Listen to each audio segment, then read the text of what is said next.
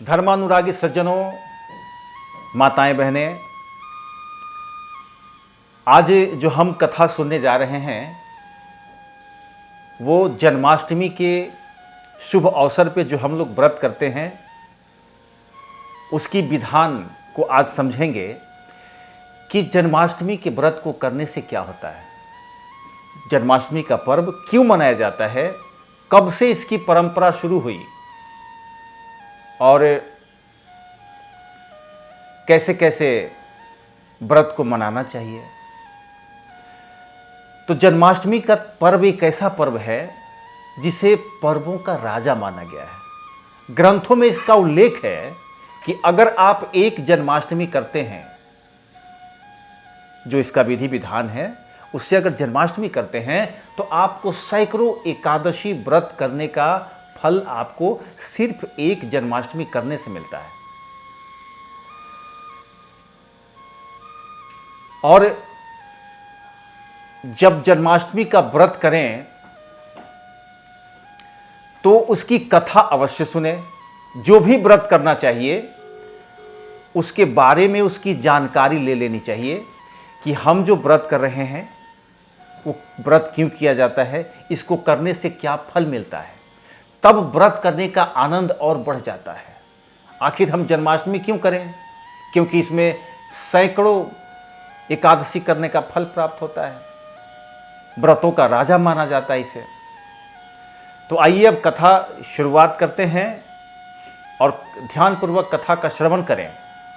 द्वापर काल की बात है कि जब पृथ्वी पे पापियों का अत्याचार बढ़ गया, हर तरफ जुल्म, हर तरफ मार काट, हर तरफ लूट, अत्याचार ही अत्याचार का बोलबाला बढ़ गया। उस समय पृथ्वी माता जो हर चीजों को देखती है, हमें लगता है कि कोई हमें देख नहीं रहा है, हम गए चोरी करके आ गए, हम गए फलाने को लूट लिया, फलाने का छीन लिया, कोई देख नहीं रहा है। अकेले में भी हैं, देख लेते हैं कि आसपास तो कोई नहीं है, किसी का सामान उठा के चल दो।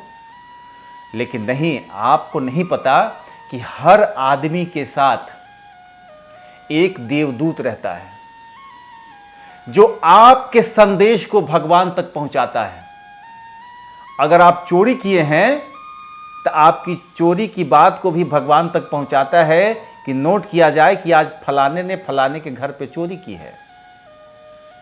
इसका फल आपको आज नहीं मिलेगा, हो सकता है कि इसका फल आपको इस जन्म में भी मिल जाए लास्ट तक, या फिर अगर इसमें न मिल सका तो आपको इसका परिणाम अगले जन्म में मिलेगा। मिलना तो निश्चित है। तो यह बात ध्यान रखें कि जब भी कोई कार्य करें तो धर्म सम्मत करें। किसी को धोखा देने से, अगर आप समझ रहे हैं कि कोई हमारी चालाकी को नहीं समझ रहा है, हम तो बहुत चालाक हैं, तो ये आपकी भूल है। क्योंकि जो आपके साथ देवदूत हैं, अच्छा कार्य करते हैं तो अच्छा दूत रहता है, बुरा कार्य करते हैं तो बुरा दूत रहता है। अक्सर देखने को मिलता है जब चार साथी बैठते हैं और जाम टकराया जाता है, उस समय जाम की कुछ बूंदें निकालकर किसी अदृश्य शक्ति को दिया जाता है। तो आपको क्या लगता है कि वो देव आके ले लेते होंगे? देव आते होंगे क्या? ये देवताओं का भोजन है क्या? ये है ही नहीं। ये उनको दिया जाता है जिस व्यक्ति को वो साथ रखना चाहते हैं। अब समझिए, अगर देवदूत हैं तो आपके संदेश को देवताओं तक पहुंचाएंगे, लेकिन जिस दूत को उस बूंद को दे रहे हैं उस संदेश को कहां पहुंचाएंगे? तो जैसी संगत उसी जगह पे जाएगा। राहु केतु क्यों बनाए गए? इसीलिए तो बनाए गए। उस बूंद में किसका वास हो सकता है? इसलिए हर आदमी के पीछे एक अदृश्य शक्ति है और आपका संदेश पहुंचाती है भगवान तक। उसी तरह से धरती मैया, माता पृथ्वी, कंस का अत्याचार बढ़ गया था, हर जगह जुल्म पाप, करने लगा था, तो माता पृथ्वी से देखा नहीं गया, क्योंकि वो हर क्षण उसके पापों को देख रही थी। जो भी घटित होता था उन्हीं के देखरेख में होता था। जब उनसे देखा नहीं गया तो ब्रह्मा जी के पास गई। जब ब्रह्मदेव के पास गई तो और भी देवता साथ हो लिए, भाई चलते हैं, हम लोग का भी जीना मुश्किल कर दिया है, स्वर्ग लोक भी हाथी आना चाहता है। इंद्र भगवान भी हो लिए साथ में, और भी गंधर्व देवता सब लोग गए। ब्रह्मा जी ने विचार किया, सभी देवताओं ने विचार किया, और इस विचार को लेकर विष्णु लोक श्री हरि भगवान विष्णु जी के पास गए।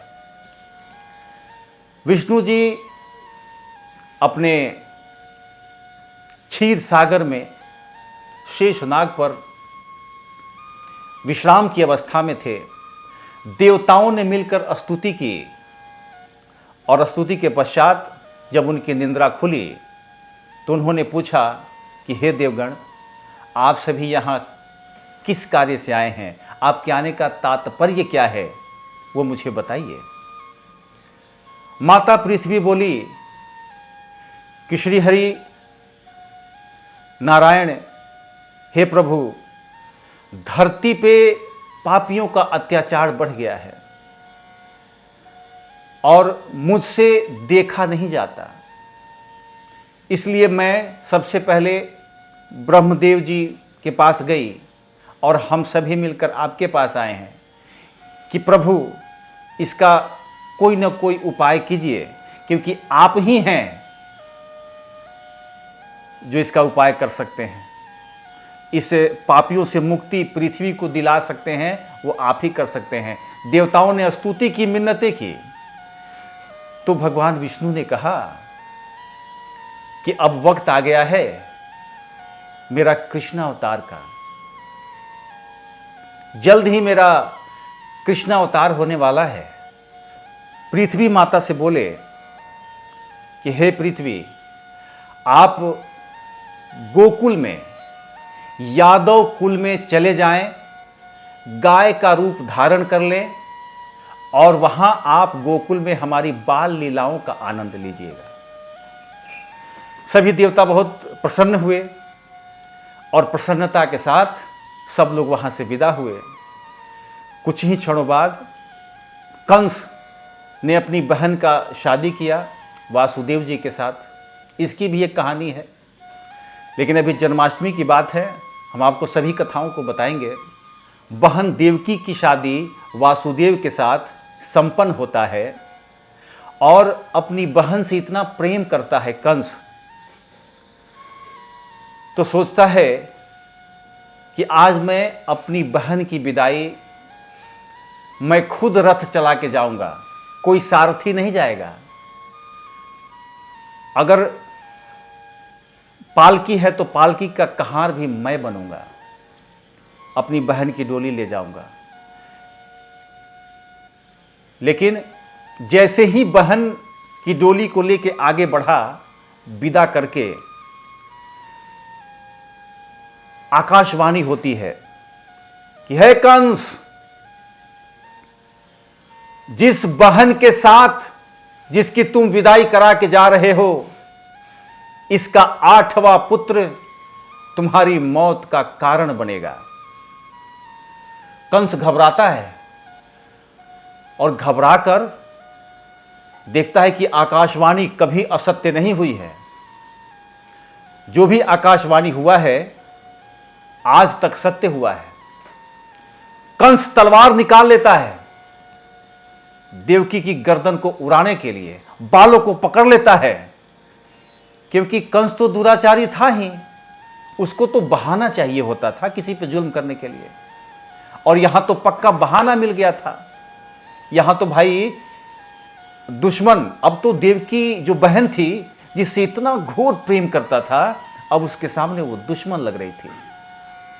तलवार उठा के बाल पकड़ के वो गला काटना चाहा तो वासुदेव जी ने पैर पकड़ लिया। हे महाराज, आप तो एक प्रतापी राजा हैं, आपके वीरता के पूरी पृथ्वी लोक में चर्चा है, और आप एक अबला स्त्री पर हाथ उठाने जा रहे हैं। उसका वध करने जा रहे हैं। इतिहास जब लिखी जाएगी तो ये शोभा नहीं देगा। इतना प्रतापी राजा एक स्त्री को मार दिया, वो भी डर से, पुत्र हुआ भी नहीं और सिर्फ डर के मारे ही उसने मार दिया। कंस को बात समझ में आ गई कि बात सही कहता है। मैं वादा करता हूं, मैं वचन देता हूं, वासुदेव जी ने कहा कि देवकी के जितने पुत्र होंगे मैं आपके पास समर्पित कर दूंगा, आपको जो करना है आप कर लीजिएगा। लेकिन कंस समझ रहा था कि मैं इसमें किसी को कोई चालाकी का मौका नहीं दूंगा। देवकी और वासुदेव को कारागार में डाल देता है और कारागार में कड़ी पहरा लगा देता है। पहला पुत्र हुआ तो सैनिकों ने सूचना दिया कि महाराज देवकी का प्रथम पुत्र हुआ है। कंस जाता है, बच्चे को उठाता है और शिला पर पटक देता है। बच्चों के प्राण पखेरु उड़ जाते हैं। और जब किसी मां के सामने किसी बच्चे को मारा जाता है ना, भले आप उसकी प्राण ले लीजिए, मां की प्राण ले लीजिए, लेकिन जब किसी बच्चे को मारा जाता है ना तो उसे बहुत पीड़ा होती है। और ये पीड़ा का भी कारण है, क्योंकि मैंने कहा था अभी कुछ देर पहले कि आपकी करनी का फल अगर इस जन्म में नहीं मिलेगा तो तैयार रहिएगा, अगले जन्म में जरूर मिलेगा। यह कष्ट का कारण है। कारण भी मैं आपको बता देता हूं। पिछले जन्म में जो देवकी थी वो पिछले जन्म में कैकेयी थी, जिन्होंने राम को वन भेजा था अपने पुत्र के राजपाट को दिलाने के लिए। राम को वन में भेजा, 14 वर्ष का वनवास। और ठीक 14 वर्ष बाद राम अपने वनवास से अपने अयोध्या लौटे थे, जिस दिन हम सभी दिवाली मनाते हैं। तो देवकी जो हैं कैकेयी का दूसरी अवतार हैं, जो अभी कारागार में बंद हैं। और ठीक 14 वर्ष तक इनको भी बंद रहना होगा। 14 वर्ष बाद जिस दिन 14 वर्ष पूरेगा, वक्त आएगा, उस दिन उनकी रिहाई उस जेल से होगी और उनके सामने उनके 7 पुत्रों की बलि दी जाएगी। अब समझिए कि पुत्र प्रेम कितना था उस जन्म में। इस जन्म में पुत्र की पीड़ा क्या होती है उनको दिखाना था, इसलिए उनको ये सब सजाएं मिल रही थी। वक्त बीता, देवकी का जब 8वां पुत्र गर्भ में आया तो कंस ने देवकी और वासुदेव को उठाकर एक विशेष कारागार में डाल दिया, पहरे बढ़ा दिए कि 8वां पुत्र है, इसमें कोई गलती नहीं होनी चाहिए। वक्त आया 8वें पुत्र के जन्म का, भादो का महीना था, अष्टमी तिथि, अर्धरात्रि को भगवान श्री कृष्ण का जन्म हुआ। जब जन्म हुआ तो पूरा कारागार प्रकाश से प्रज्वलित हो उठा। सभी सैनिक जो पहरे में थे वो सभी को निंद्रा आ गई, सब सो गए। बेड़ियां जो थी देवकी और वासुदेव के खुल गए और वासुदेव जी ने क्या किया, कारागार के गेट भी खुल गए। ये देखिए चमत्कार यहीं से भगवान ने शुरू कर दिया। अपनी जो बाल लीला थी, जो जब तक उनका कृष्णावतार रहा, उन्होंने चमत्कार ही चमत्कार किए। फिर वासुदेव जी उनको टोकरी में रखकर जमुना नदी को पार करते हैं। जब जमुना नदी को पार करने लगते हैं तो जमुना मैया का जलस्तर बढ़ने लगता है। क्यों बढ़ने लगता है? तो जमुना मैया उस श्री हरि नारायण के अवतार बाल रूपी श्री कृष्ण के पांव छूना चाहती थी। वो जानती थी कि भगवान का अवतार हो चुका है, फिर ये मौका दोबारा हमें नहीं मिलेगा। परम सौभाग्य है कि इसी समय इनके चरण को स्पर्श कर लेती हूँ।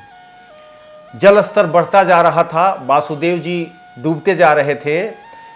छोटे बाल गोपाल ने समझा कि ऐसे तो हमारे पिताजी को बहुत कष्ट होगा, अगर थोड़ी और बढ़ गई जमुना मैया तो पिताजी डूब जाएंगे। उन्होंने धीरे से टोकरी से पांव को लटका दिया। जमुना मैया उसको स्पर्श करके और खुद ही चली आई घुटने भर। घुटने भर का पानी हो गया, पूरा नदी को पार कर गए। वासुदेव जी पहुंच गए गोकुल नगर, और गोकुल नगर में सिर्फ एक घर का दरवाजा खुला था। यह भी भगवान की लीला थी। उनको पता है कि मुझे इसी घर में घुस जाना है। उस घर में प्रवेश किए। वहां यशोदा मैया एक बच्चे के साथ सो रही थी, जो एक कन्या थी। उन्होंने कन्या को उठाया और अपने लल्ला को वहां पे सुला दिया, और जिस टोकरी में ले गए थे उसी टोकरी में लेकर वापस चले आए। नदी को पार किया, जेल में आ गए। जैसे जैसे जेल में घुसते जा रहे थे, 7 फाटक थे। 7 फाटक के अंदर उनको विशेष जेल में बंद किया गया था। 7 फाटक धीरे धीरे बंद होते चले गए। जब जेल के अंदर पहुंचे तो बेड़ियां लग गई। सैनिक भी जग गए, और जब सैनिक जग गए तो अब बच्चे की लीला शुरू हुई। बच्चे ने जोर जोर से रोना शुरू किया और इतना चिल्लाया कि सैनिक दौड़ के पहुंचे कंस के पास कि महाराज, जिसका इंतजार था वो आ गया है। 8वें पुत्र का जन्म हो गया है। अब महाराज सारे प्रोटोकॉल तोड़कर लगा उनको, आज तो खजाना मिल गया हमको, अब तो मुझे मारने वाला जो था वो मेरे से मरने जा रहा है।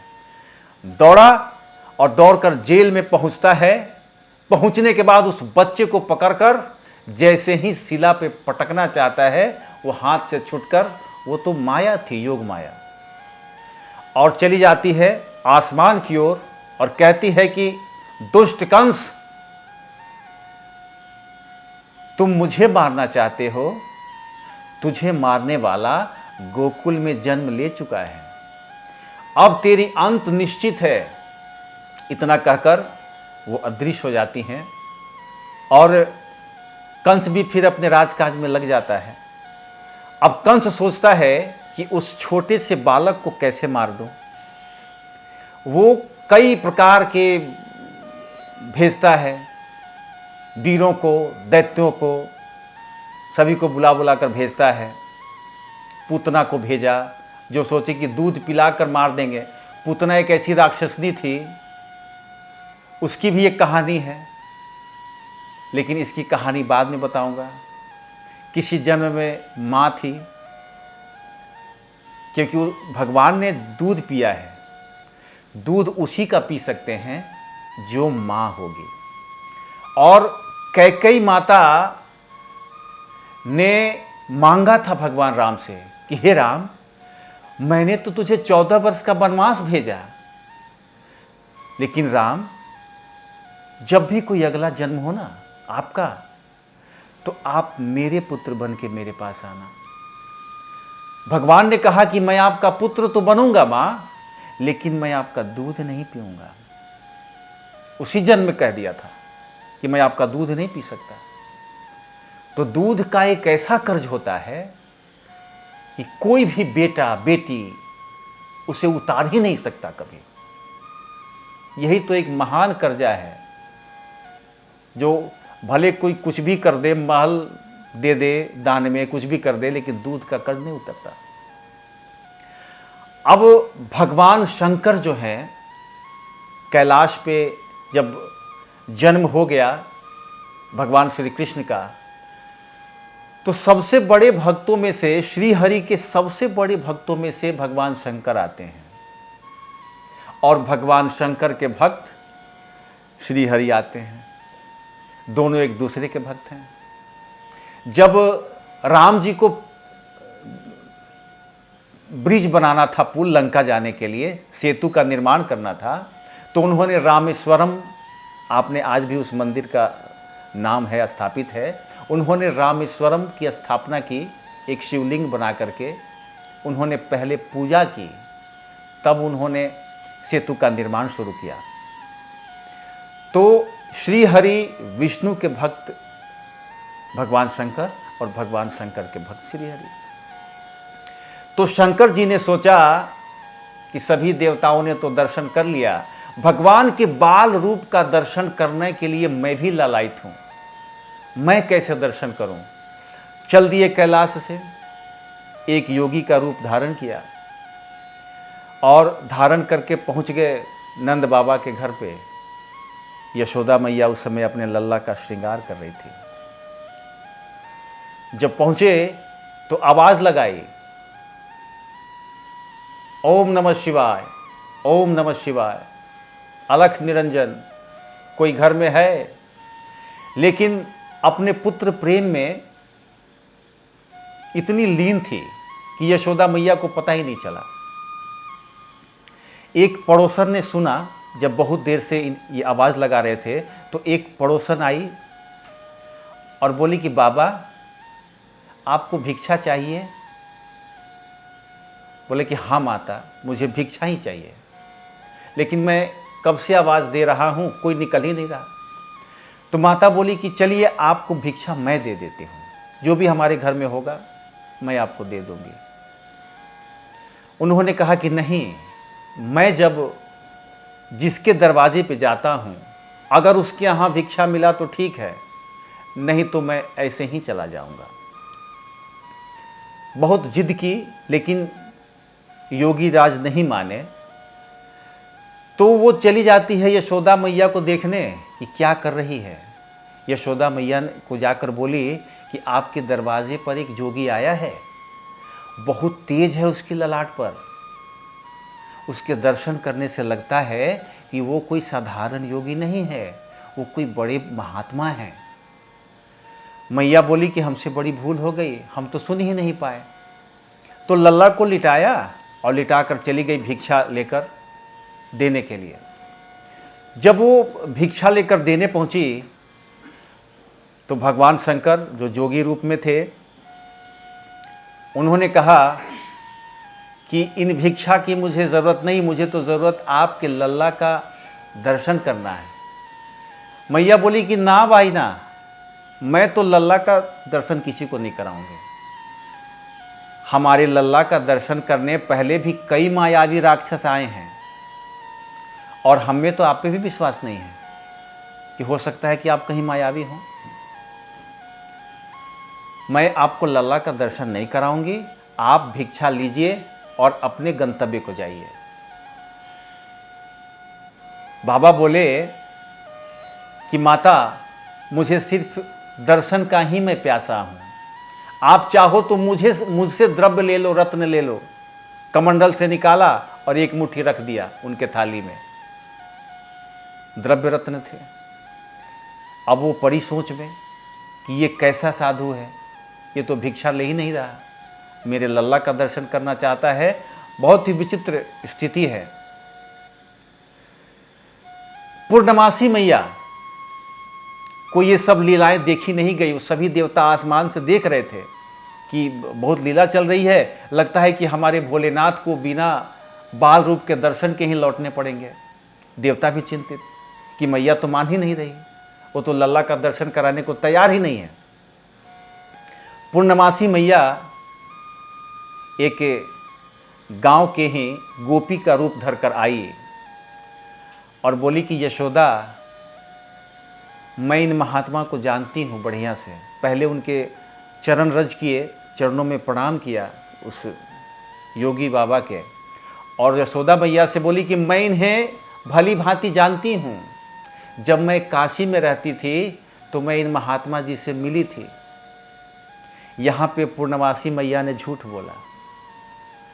अब बताइए कि किसी का भला करने के लिए अगर झूठ बोला जाए तो वो पाप नहीं होता, वो पुण्य होता है। किसी की जान बचने वाली है, इसमें किसी का नुकसान नहीं होने वाला है। वहां पे अगर झूठ भी बोल देंगे तो वो पुण्य की श्रेणी में आता है।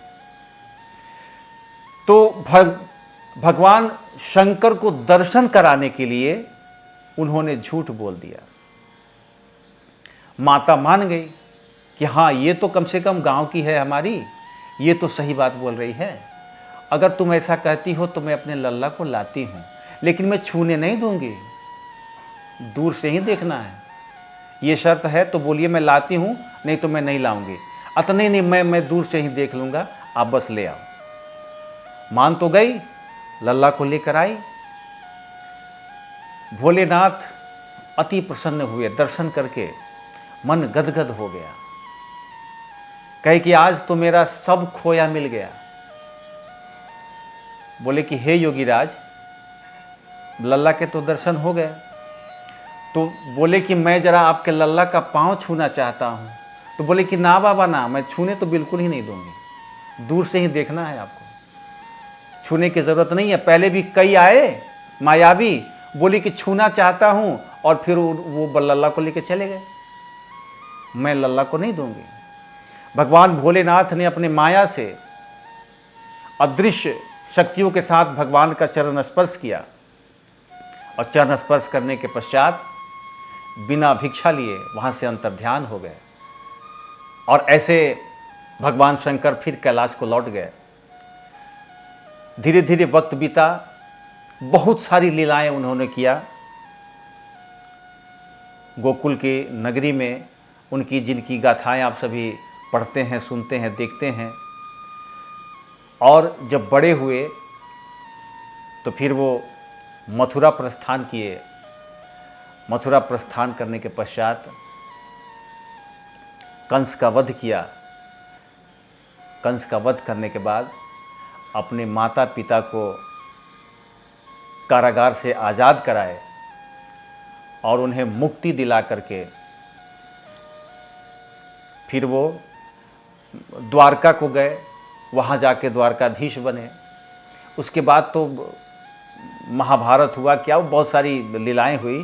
लेकिन अभी बात है जन्माष्टमी की।